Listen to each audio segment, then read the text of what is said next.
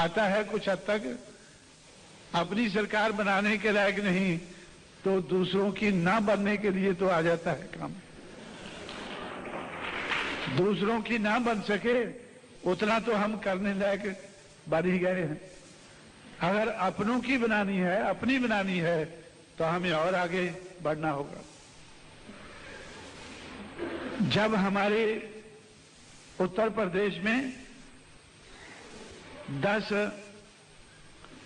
अक्टूबर को रिजल्ट निकला, 11 को मेरी सीताराम केसरी से बातचीत हुई। मैंने उनसे कहा कि जो आपने पहले कहा था कि यूनाइटेड फ्रंट की सरकार हमारे सहयोग से चलती है, यूनाइटेड फ्रंट को चाहिए कि वो अपने सहयोग से उत्तर प्रदेश में हमारी सरकार बनाए। आपने जगह जगह कहा, कमिट किया है। अभी यूनाइटेड फ्रंट से आप बात करें, मैं नहीं करता हूं। आप उनसे कहें कि भाई हमारे सहयोग से आपकी सरकार चलती है, आपके सहयोग से हमारी चलाओ।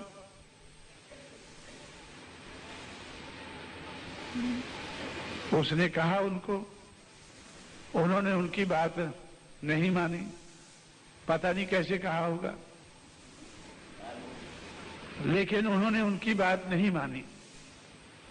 तो मैंने उनसे कहा कि भाई अगर वो आपकी बात नहीं मानते हैं तो इस आधार पर आप अपना समर्थन वापस ले लो। उन्होंने कहा कि समर्थन तो हम वापस नहीं ले पाएंगे। अपनी मुश्किलें बताई, अपनी मुश्किलें बताई। बाकी मुश्किलें तो मैं आपको नहीं बताना चाहता हूं समय अभाव के कारण, लेकिन एक मुश्किल जरूर बताना चाहता हूं। उन्होंने कहा कि हम चुनाव के लिए तैयार नहीं हैं। चुनाव में कई मुश्किलें हैं। एक मुश्किल ये भी है कि हमें 400 करोड़ रुपया चुनाव लड़ने के लिए चाहिए। हमें 400 करोड़ रुपया पार्लियामेंट का चुनाव लड़ने के लिए चाहिए। तो मैंने उनसे कहा कि मैं आपके साथ मिलकर 2 पार्टियों की मिलीजुली सरकार बन सके, 13 की बजाय 2 की मिलीजुली सरकार बन सके।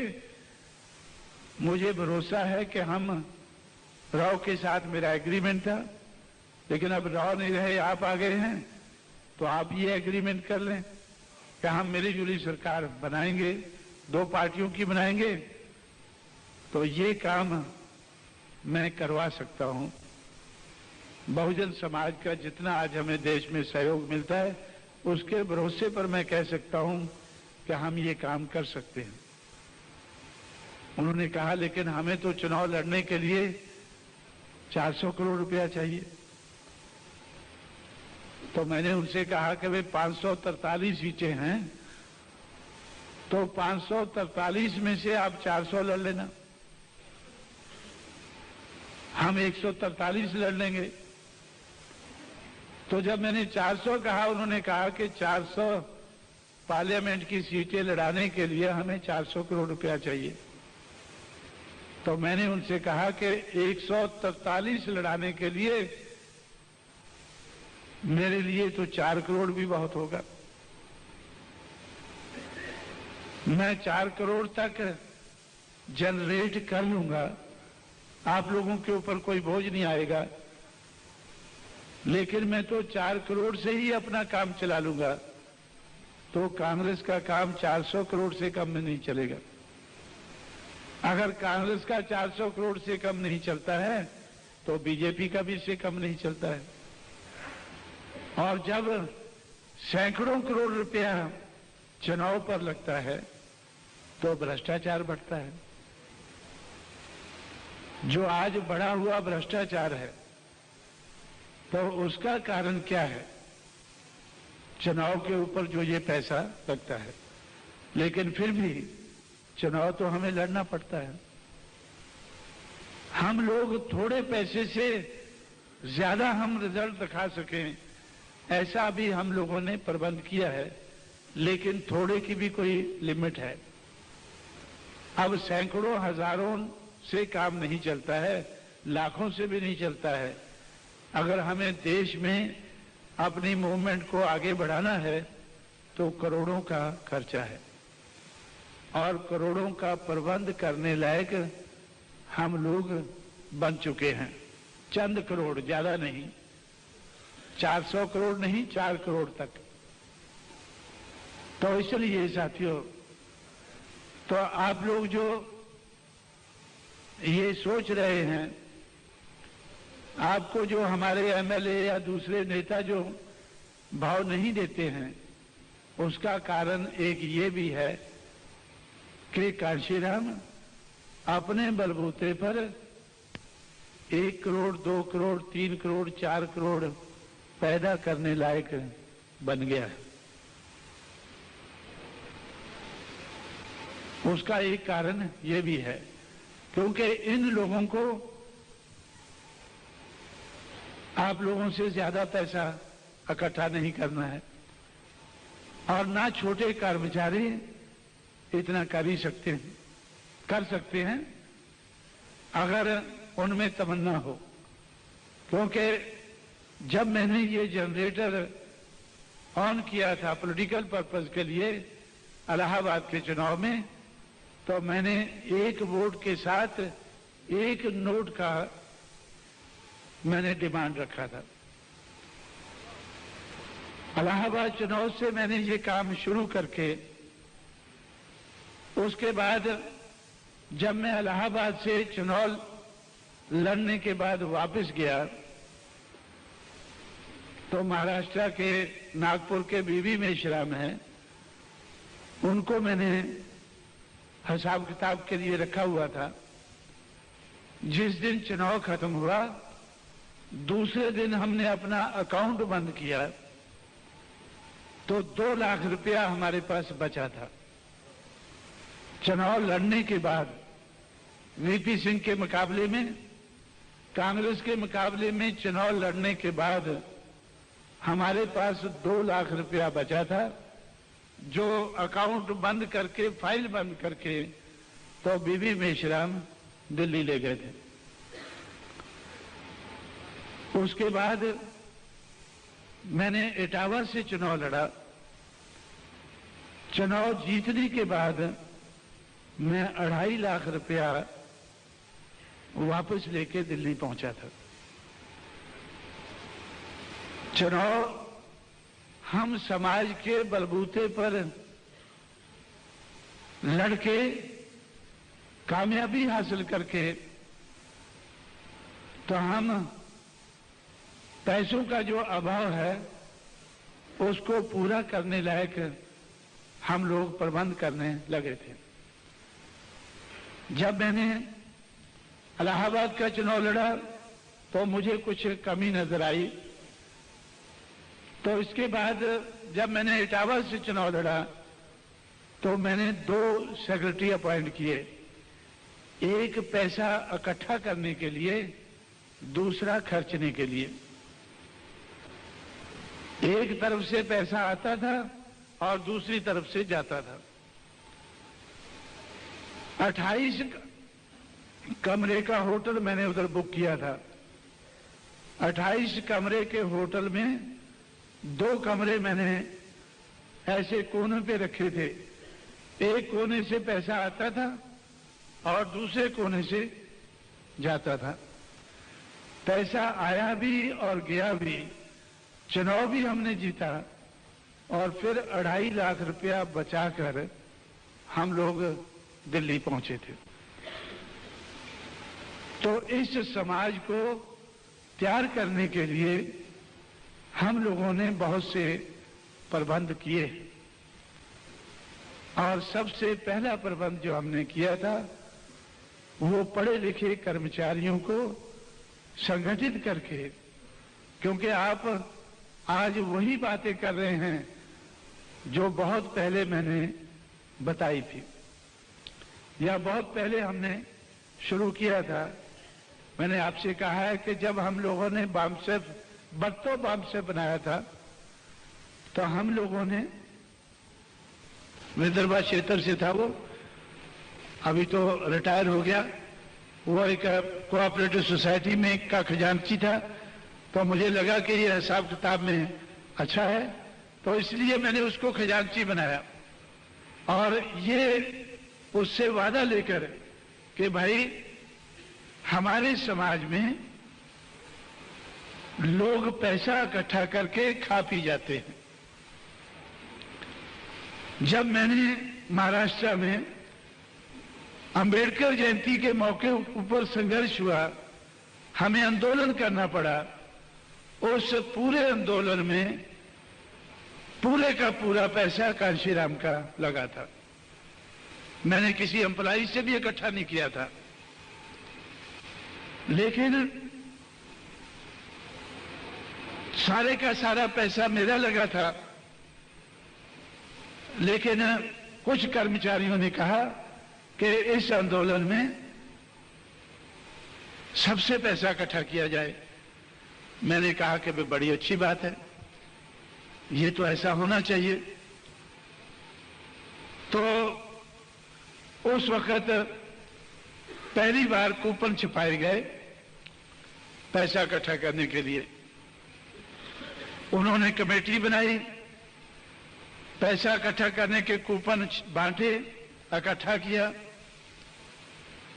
और इकट्ठा करने के बाद जब कुछ आंदोलन चला तो मुझे लगा कि आंदोलन चलने में पैसा नहीं आ रहा है, लेकिन अपने पैसे से चलाता रहा, जो थोड़ा बहुत उस वक्त चलता था। उस वक्त मेरे पास 35,000 रुपया था, तो मैंने सोचा कि चलो, उस वक्त का तो 1964-65 में तो 35,000 की काफी वैल्यू होती थी, तो मैंने बोला कुछ देर तो ये चल ही जाएगा। तो उस वक्त तो कुछ कर्मचारियों ने, जब जैसे आंदोलन खत्म हुआ, अंबेडकर जयंती अनाउंस हो गई, तो कुछ कर्मचारियों ने कहा कि भाई पैसे का हिसाब किताब होना चाहिए। मैंने कहा कि बड़ी खुशी की बात है भाई, हिसाब किताब करो। तो जिस कर्मचारी ने कहा था कि हिसाब किताब होना चाहिए, उसी के घर में हमने मीटिंग रखी, उसी की ड्यूटी लगाई कि भाई आप लोगों ने पैसा, ये कमेटी बनाई है, आप लोगों ने ही पैसा कूपन बांटे हैं, आपने इकट्ठे किए होंगे, तो भाई करो हिसाब किताब, लेना देना होगा। जब लेना देना होगा, हिसाब किया। ये पहले आंदोलन की बात है जब अंबेडकर जयंती के लिए हमने अम्युनिशन फैक्ट्री में आंदोलन किया था, 1965 की बात है। तो जब पैसे का हिसाब करने लगे, कूपन इकट्ठे करने लगे, तो लोग कूपन ही नहीं लाए, और 1-1 रुपए का कूपन छापा था। और आप लोग भी सुन के दंग होंगे, मैं तो उस वक्त दंग नहीं हुआ, क्योंकि मेरा तो पैसा लगा था, मुझे तो दंग होने की जरूरत नहीं पड़ी। लेकिन पूना के वो कर्मचारी जो मेरे साथ चल रहे थे, वो भी दंग हो गए कि हम लोगों ने कूपन छपाने में जितना पैसा लगाया उतना तो छोड़ो, सिर्फ 1 रुपया इकट्ठा हुआ। जिस कर्मचारी ने ऑब्जेक्शन लिया था, सिर्फ उसी ने 1 रुपया दिया था। जिसने ऑब्जेक्शन लिया उसी ने 1 रुपया दिया। तो वो सोचा कि मैंने तो ये सोचा था कि जब मैंने 1 रुपया दिया है, पता नहीं कितना इकट्ठा हो गया होगा, पता नहीं कितना इकट्ठा हो गया होगा। मैंने उससे सोचा कि भाई ये इतना रुपया लगा है इसके ऊपर, तो अभी आप जिम्मेवारी लो, कूपन आपके हाथ में है, आप इसको इकट्ठा करके दे दो। उसी दिन से वो हमारा संगठन छोड़ गया। अब ये मेरे बस का काम नहीं है। जब ये लोग इकट्ठा ही नहीं करते हैं तो मेरे ऊपर जिम्मेवारी आ गई, तो मैं ये काम नहीं कर पाऊंगा। उससे मैंने सबक सीखा। जब मैंने उसके बाद एसोसिएशन बनाई पहली, जो बामसेफ की मां है वो बनाई, तो उसका जनरल सेक्रेटरी को मैंने ये तैयार किया कि भाई इस समाज से पैसा इकट्ठा करना है, तो इस समाज को आदत पड़ी हुई है कि पैसा इकट्ठा करके उसको मिसअप्रोप्रिएट करना है, उसका दुरुपयोग करना है। उसका ये लोग दुरुपयोग करते हैं, तो इसलिए लोगों को भरोसा नहीं होता है, लोग पैसा नहीं देते हैं। पैसा कम इकट्ठा होता है, उसकी चर्चा ज्यादा होती है। अब देखो ये तजुर्बा है हमारा कि 1 रुपया इकट्ठा हुआ है और इतनी इसकी चर्चा हो गई। और जब हिसाब किताब करने लगे तब ये समझ में आया कि ये समाज पैसा क्यों नहीं देता है, क्योंकि अंबेडकर जयंती मनाने के लिए उसी जगह जिस जगह ये आंदोलन हुआ था, लोग पैसा इकट्ठा करते थे, 2 महीने मनाते रहते थे, पैसा इकट्ठा करते रहते थे और खाते पीते रहते थे, थोड़ा लगा जाते थे, थोड़ा खा पी जाते थे। तो इसलिए मैंने अपने उससे सबक सीखे कि भाई हमारे संगठन में आपको डेली हिसाब देना है। 1 महीना हम डेली हिसाब देते रहे। पैसा बहुत कम होता था, पैसा बहुत कम खर्चा होता था। अगर ज्यादा की जरूरत पड़ती थी तो मैं अपनी जेब से खर्च देता था। तो उसके बाद 1 महीने के बाद सारे कर्मचारी इकट्ठे होकर मेरे पास आए, जो हमारे मेंबर बने थे, कि भाई ये बंद करना चाहिए। मैंने बोला कि भाई ठीक है, अगर डेली हिसाब नहीं है। वो बोलता है इससे तो हम नंगे होते हैं, पैसा आता ही नहीं है, खर्चा ही होता रहता है। तो 1 हफ्ते में 1 बार हिसाब होना चाहिए। तो ऐसा करते करते जिस दिन ये 1965 से लेकर 1978 तक, जिस दिन बरतो बामसेफ हुआ, उस दिन तक मैंने ये प्लान बनाया हुआ था कि जिसको पैसा देना है वही क्वालिफाई करेगा देने के लिए, जो खर्चे का मुझे हिसाब दे, जो खर्चे का हिसाब दे कि भाई हमने ये पैसा खर्च किया हमारे यूनिट ने और ये खर्चा हो गया। तो मेरे ऊपर कोई उंगली नहीं उठाना चाहिए। 1978 में 12 यूनिट ने क्वालिफाई किया था पैसा इकट्ठा करने के लिए, फिर भी लगभग 3 लाख इकट्ठा हो गया था। तो उसमें से 5 दिन का बरतो बामसेफ का प्रोग्राम मनाने के बाद लगभग 50-60 हजार रुपया हमारे पास बचा था, जिससे हम लोगों ने एक फोर्टनाइटली मैगजीन ऑपरेस्ट इंडियन हमने 14 अप्रैल से शुरू कर दिया था। 6 दिसंबर 78 को बरतो बामसेफ हुआ।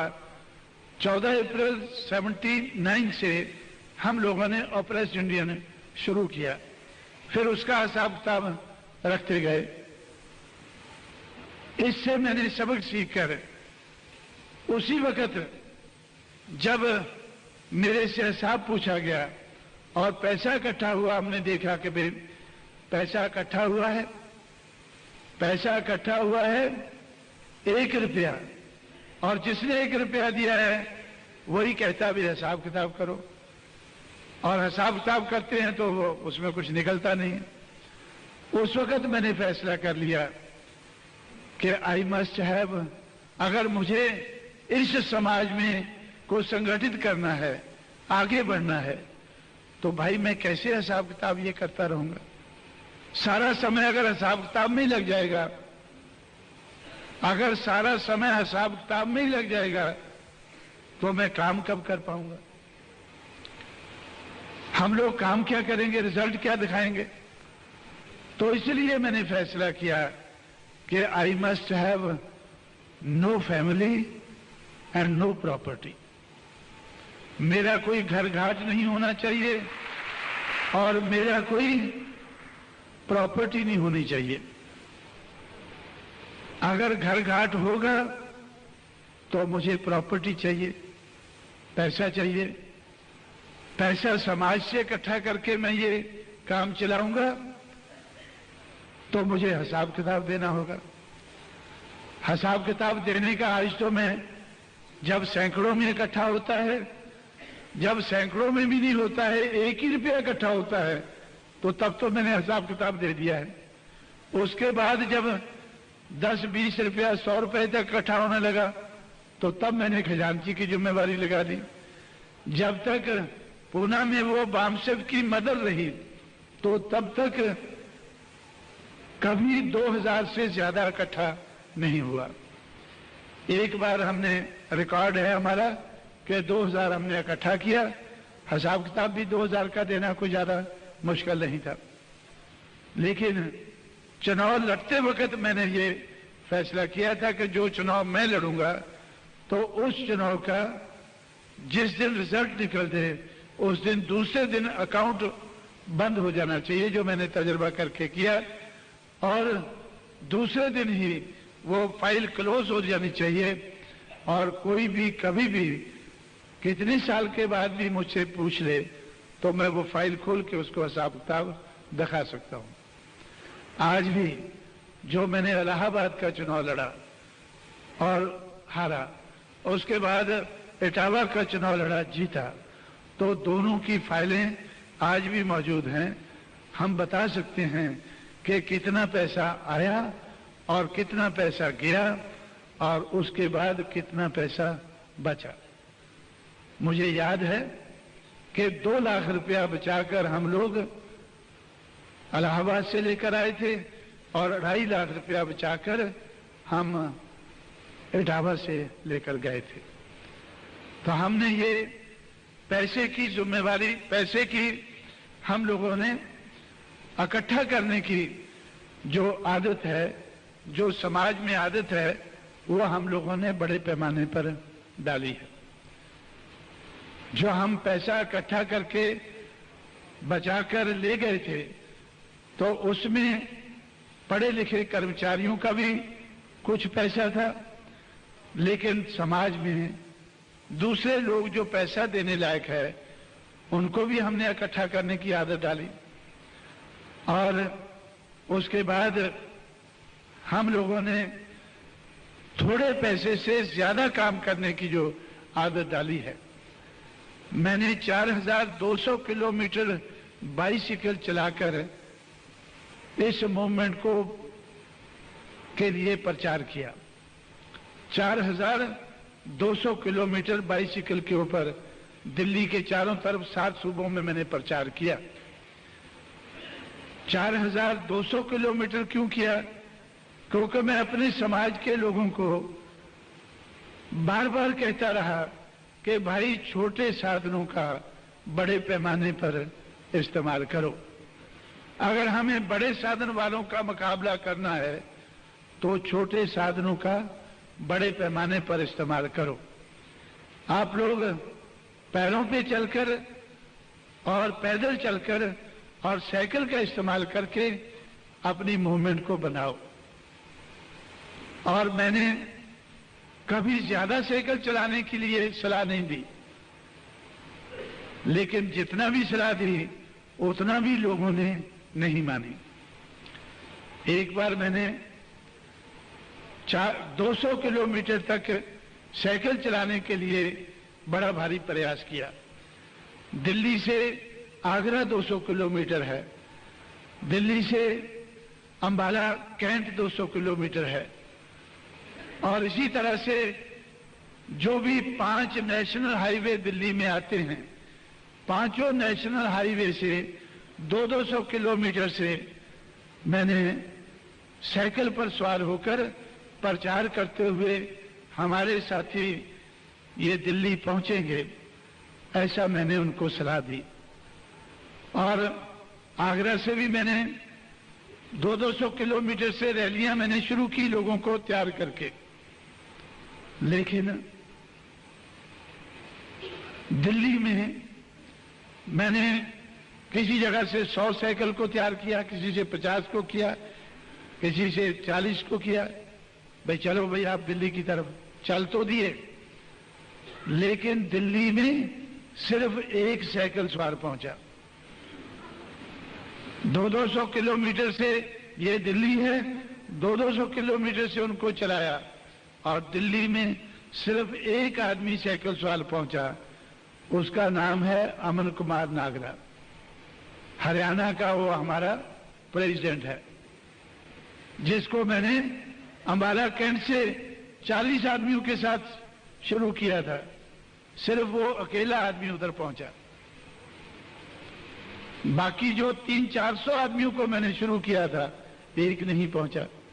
रास्ते में से कोई कितनी दूर से मुड़ गया, कोई कितनी दूर से चला गया। 200 किलोमीटर भी हमारे लोगों के लिए, नौजवान लोगों के लिए भारी नजर आया। जब नौजवानों के लिए ये भारी नजर आया तो मैंने सोचा भाई मुझे तो इनकी आदत बदलनी है, मुझे इनकी आदत बदलनी है। तो ये लोग जितने पढ़े लिखे कर्मचारी हैं, जब मैं उनको ऑर्गेनाइज करता था तो बार बार वो दूसरों की तरफ उंगली उठाते थे कि हमारे समाज के नेता बिक जाते हैं। मैंने सोचा कि जब नेता बिकते हैं तो हमारे समाज के लोग उनको रोक क्यों नहीं सकते हैं? उनको रोकते क्यों नहीं है?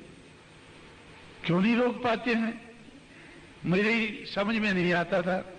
एक दिन मैंने एक सेंटेंस इंग्लिश का पढ़ा कि people get the leadership what they deserve.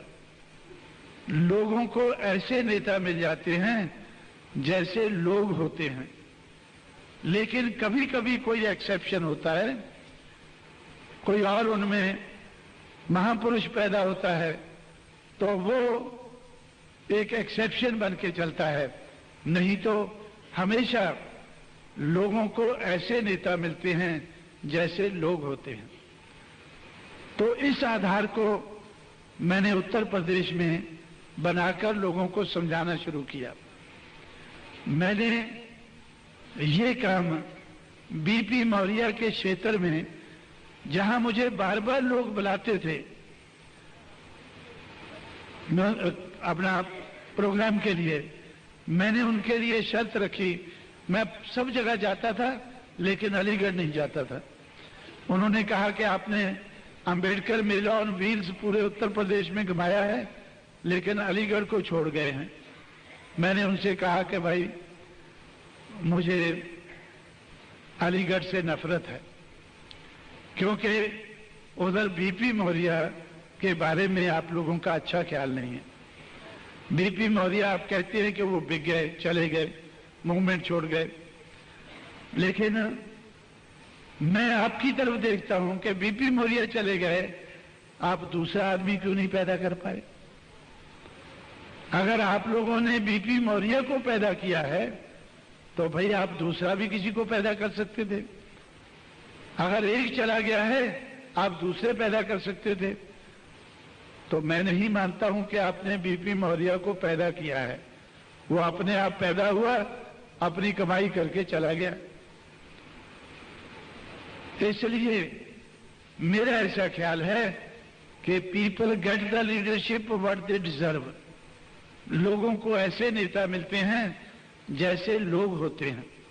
अगर बीपी मौर्य बिकता है तो इसका मतलब अलीगढ़ के लोग बिकने वाले लोग हैं, जिनमें वो पैदा हुआ है वो बिकने वाले लोग हैं। तो इसलिए मैं अलीगढ़ को तैयार नहीं करना चाहता हूं, मेरे बस का काम नहीं है।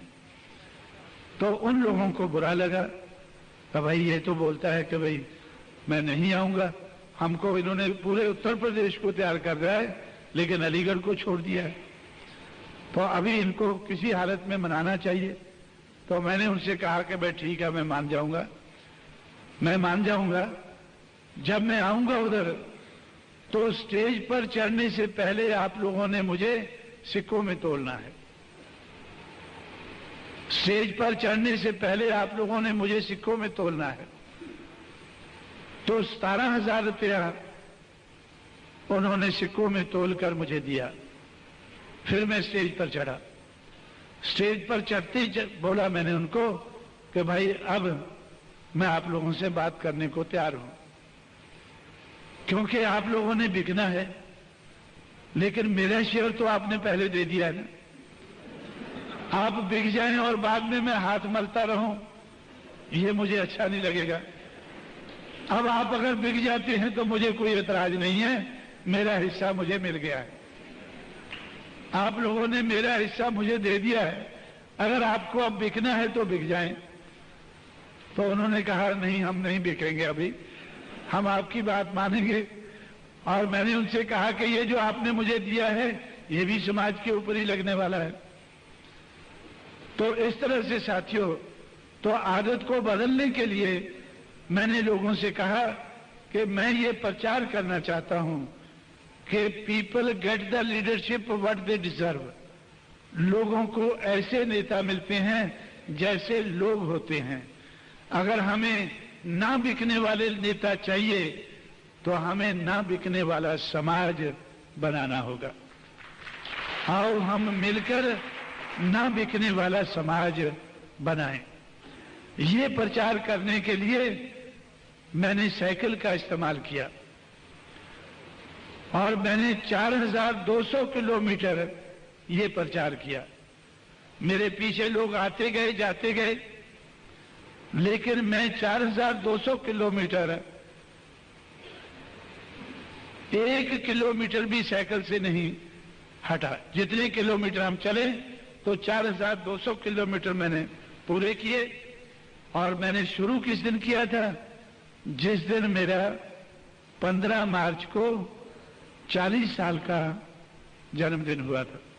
जब 50 साल की उम्र हुई थी, जिस दिन 50 साल की मेरी उम्र हुई, उस दिन मैं 50 आदमियों को लेकर 4200 किलोमीटर चलने का, साइकिल के ऊपर प्रचार करने का प्रोग्राम बनाया।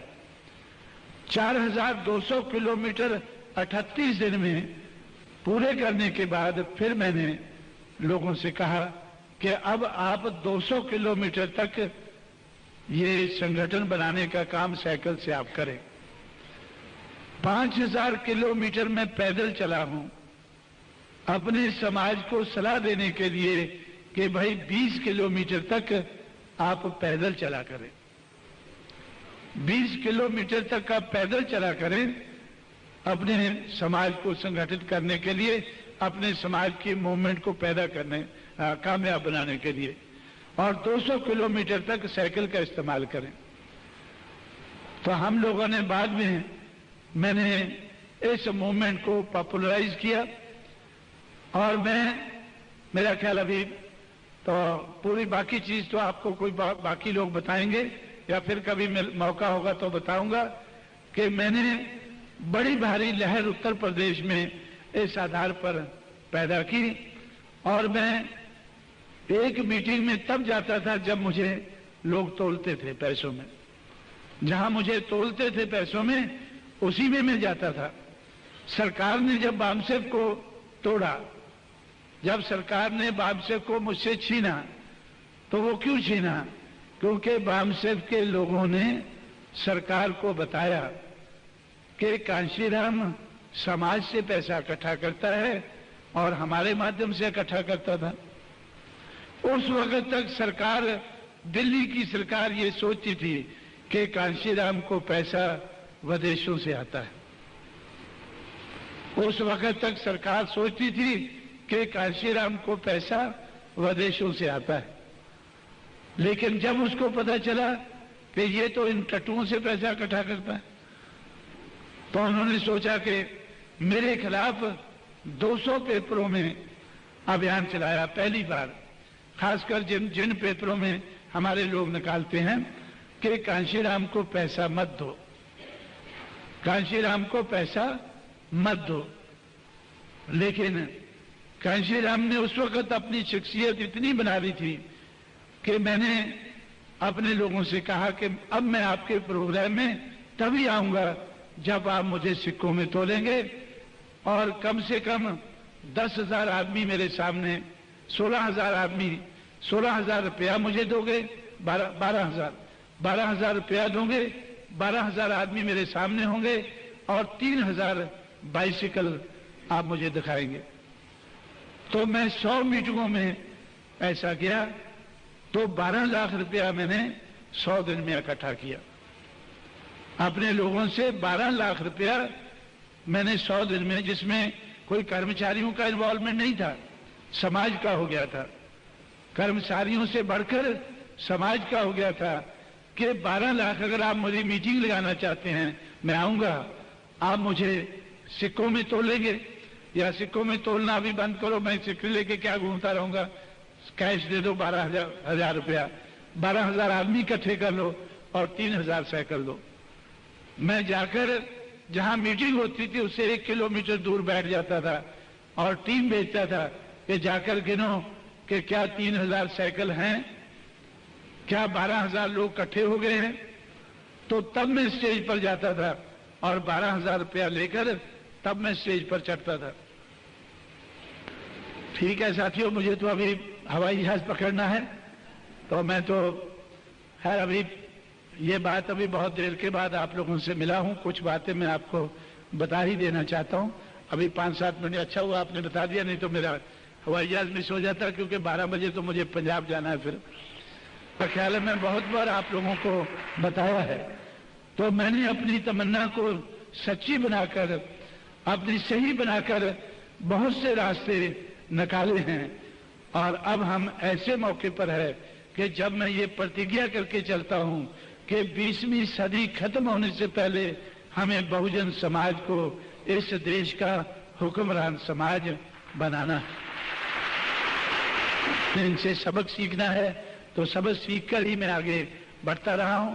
इससे भी सबक सीखूंगा और मुझे क्या उसमें संशोधन करना है वो भी संशोधन करके हम आगे बढ़ेंगे।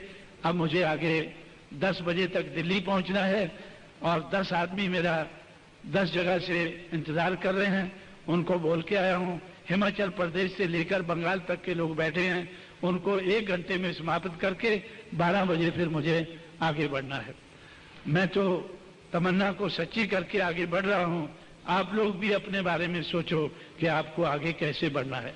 धन्यवाद।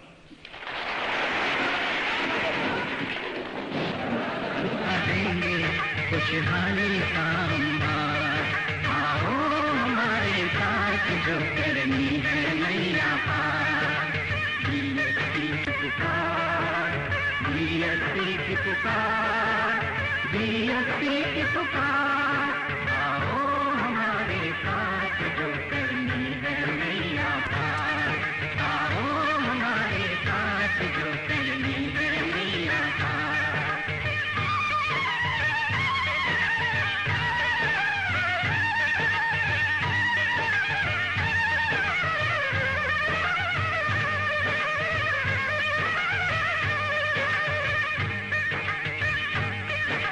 देश में हो सभी को समान अधिकार,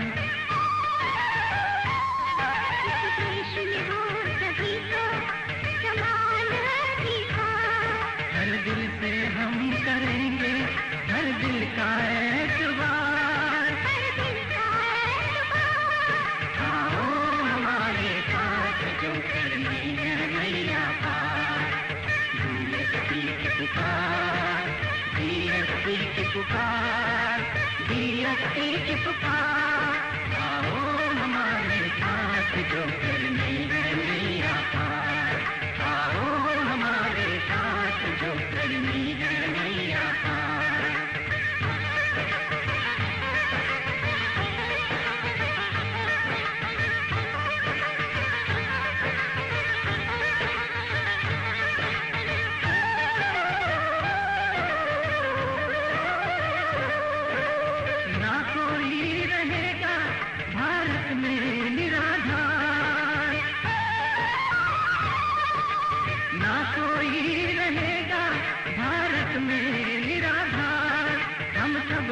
मिटा देंगे अज्ञान अंधकार। आओ हमारे साथ जो करनी है नैया पार। बीएसपी की पुकार, बीएसपी की पुकार, बीएसपी की पुकार, आओ हमारे साथ जो करनी है नैया पार, आओ हमारे साथ जो करनी है नैया पार, आओ हमारे साथ जो करनी है नैया पार, आओ हमारे साथ जो करनी है नैया पार, आओ हमारे साथ जो करनी है नैया पार, आओ हमारे साथ जो करनी है नैया। मत रखो मन में भ्रांति, शांति से करके क्रांति, मत रखो मन में भ्रांति, शांति से करके क्रांति, भारत की तकदीर जगाने देखो बीएसपी आए रे, देखो बीएसपी आए रे, देखो बीएसपी आए रे। मत रखो मन में भ्रांति, शांति से करके क्रांति, मत रखो मन में भ्रांति, शांति से करके क्रांति, भारत की तकदीर जगाने देखो बीएसपी आए रे, देखो बीएसपी आए रे, देखो बीएसपी आए रे।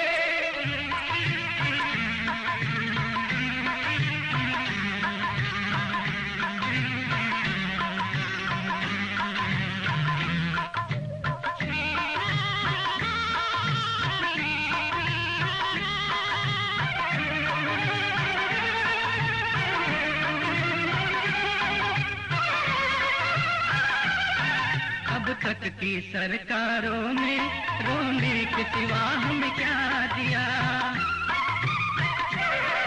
अब तक की सरकारों ने रोने के सिवा हमें क्या दिया, गम के बोझ उठाने धोने के सिवा हमें क्या दिया। हम जान गए हैं सारे है देश के कौन लुटेरे, हम जान गए हैं सारे है देश के कौन लुटेरे, बहुजनों ने